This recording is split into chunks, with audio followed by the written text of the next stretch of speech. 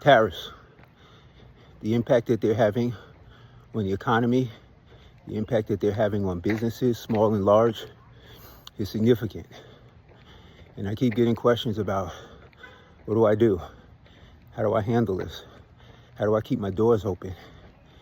And there's an answer. Tariffs and the impact that they're having on your livelihood is no different than COVID and the impact that had on your livelihood, or an economic recession or depression.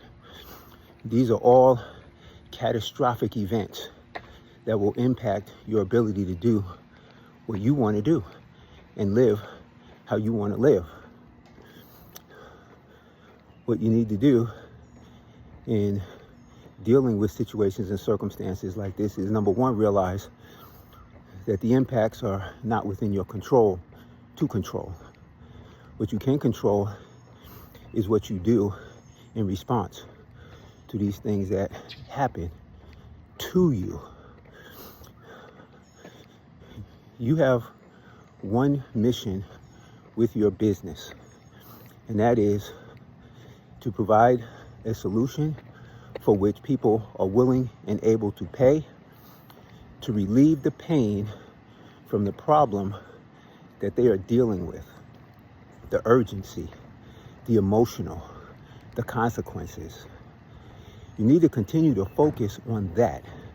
Keep that strong in the forefront of your mind. How are you going to continue to serve your customers? And then you can deal with the next problem you can control, which is, how do you make sure that your income exceeds your expenses? Tariffs are driving your expenses up.